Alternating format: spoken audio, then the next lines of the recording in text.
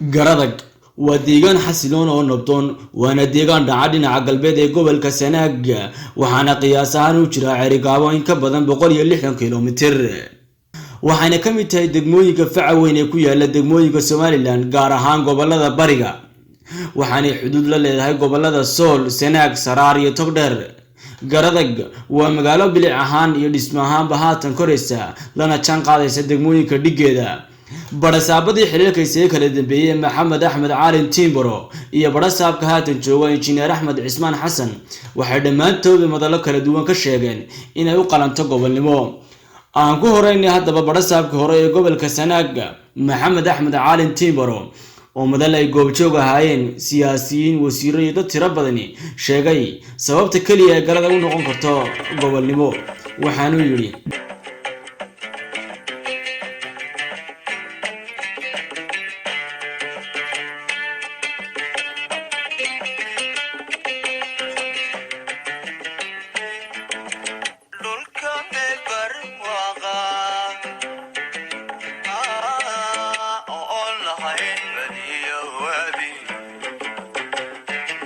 guulahan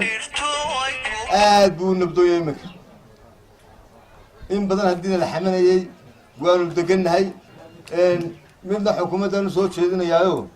gobolkayagu waanu daalay halka markaad ka soo bilowdo ilaa koona kale waa 400 kiiloomitir waa inta Hargeysa isla isku jiraan buu ka badan yahay 4 gobol baa inta gobolka qudhila baaxadii waxaan xukuumadda soo jeedinayaa war magaalo madaxa halkan hana laga dhigo gobol kale hana lagu daro laba hana laga dhigo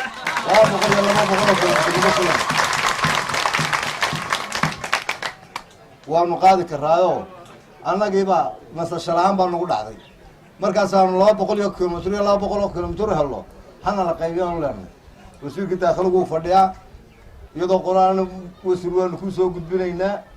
farxadaas aan uga faa'iideysanaynaa Suudaanka in badan baan hoos u nidhi maanta kor baan u oranaynaa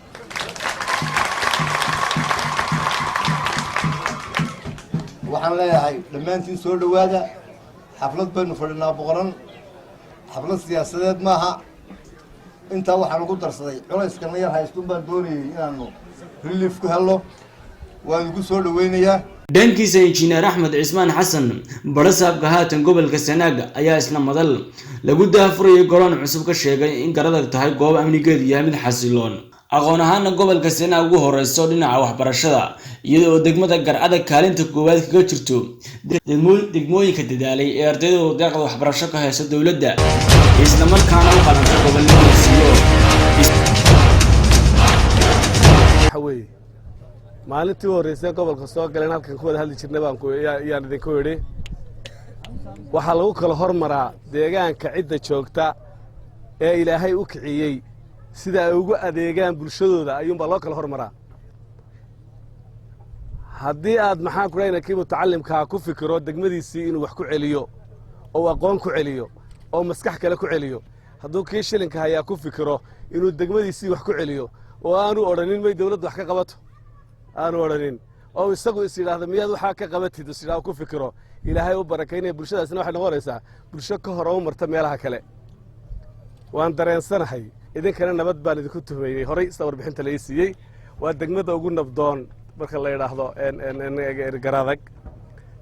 xagga aqoontana Hargeysa marka ayaa maanta diyaara laakiin hawsha hore talaabada hore gobolka inaad hormuud ka ahaydeen dadkii ku guuleystay maxaan ku leeyahay dadkii scholarship loo diray ama deeqaha waxbarasho helay waxa ugu badnaa waxay ahayd waa garadag saasaan ogsoonahay taana waxa keenayay waa nabadgelyada ciidan buleysma keeno bulshada keenta waxaan idinku hambalyeeynaa horta degmaha saad isku duubantiin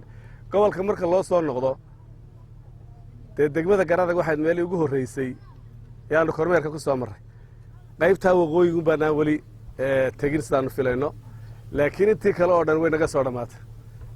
meesha aad soo aragtay iyo meesha lagaaga sheekeeyna way ku kala duwan tahay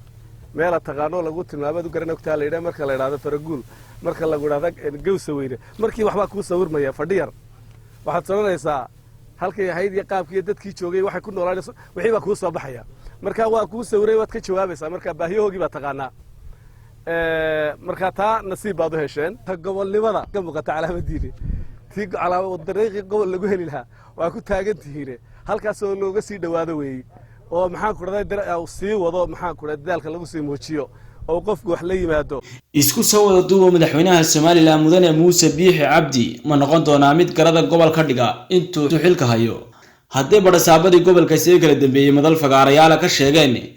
inay garada aadin taagan tahay xilligii loo magacaabi lahaa gobol waana su'aal jawaabteeda laga sugayo madaxweynaha Soomaaliland Muuse Biixi Cabdi Salaad Jaamac telefishinka Sahan degmada Gar Adag